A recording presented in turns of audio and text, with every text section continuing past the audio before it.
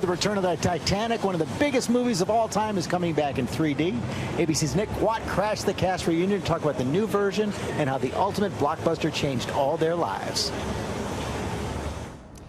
You know, for me, the story behind Titanic is almost as good as the movie itself. Two little-known stars, an obsessive director building ridiculous sets and getting everyone wet. A 3-hour, 20-minute epic that most people thought was going to crash into an iceberg at the box office. But of course, it all turned out a little different. Who'd have thought 15 years later they'd all be back together for another premiere of the movie with the most predictable ending ever. The ship sinks. It's wild. It is really wonderful. Evil. Was I really evil? Around the corner, we orchestrated a class of '97 Titanic reunion. Billy Zane, Mad Bad Cal Hockley, Susie Amos, Lizzie Calvert, the sweet, sweet granddaughter, Frances Fisher, Ruth, the uptight thorn in Rose's side, Bill Paxton, Brock Lovett, the mad guy in the sub, and James Cameron, the boss. For you, it was a pretty grueling shoot. Cold, wet, long nights. It's a movie about a sinking ship, of course. You know, come on. By the way, Billy's character is even more loathsome in 3D.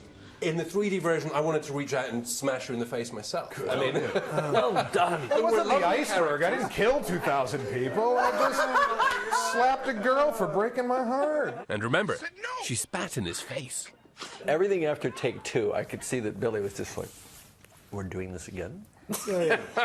Frances also played a bad egg. You know I don't like that, Rose. I realize you're not your character anymore. I've got to stop. It's taken her years of therapy to cope with this, and you're just ripping the scab off the whole thing. Listen, this is bad programming. On behalf of the villainous few on this movie.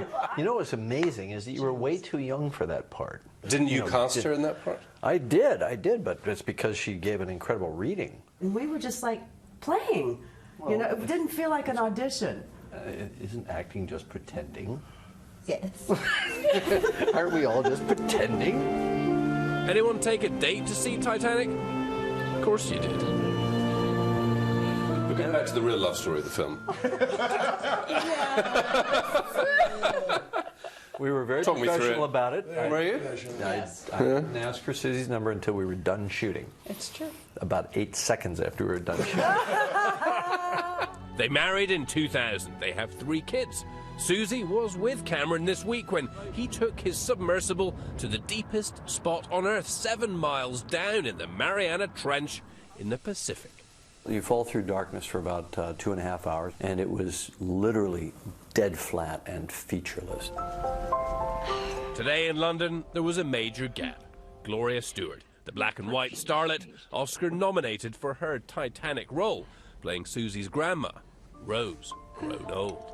Susie and Gloria became really good friends. Really close friends. Gloria just passed away last year, and you know we all stayed friends after the film. But I'd say you probably saw her 2 or 3 times a week. I did, yeah. And she would say to me, you know, Susie, if I was younger, you'd have a lot of competition. That's yes. He's quite a Renaissance man. She always went for the directors. Of course, we all now know this broke box office records all over the world. The first movie to take more than $1 billion. But no one thought it would pan out that way. There were 20 reasons why the film was going to lose money, and the studios, the 2 studios involved were utterly convinced that it was really just a question of how many tens of millions of dollars they were going to lose. In post-production, all we could cling to was the possibility that it might actually be a good film. The last thing you want on a production is someone saying, this is going to break all records, it's going to be the best film in history.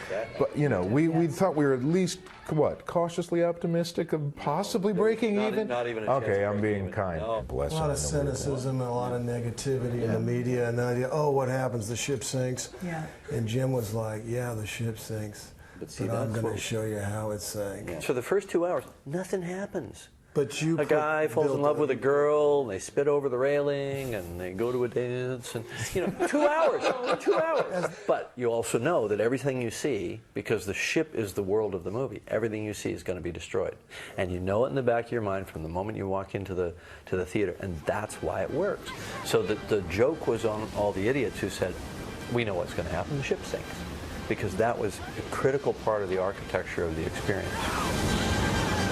And by the way, at that premiere last night, James Cameron whispered, I think I'm done with Titanic. But judging by the crowd, no one else is. And I've got to say, after re-immersing myself in the movie this week, I just cannot get that Celine Dion song out of my head. George, if I wasn't losing my voice, I'd sing it to you right now. So you've just dodged your own iceberg. Now you got to do it. One line. No, honestly, I'm feeling very poorly. Okay, Nick, thanks very much. Sam, you want to try? No. Celine's notes are a little too high for me, George. I just can't get it. Will you go see it in 3D? My girls really want to go, so yeah. I feel like I know the ending. They didn't see the first one. Okay, good. So if you haven't seen it, I think it's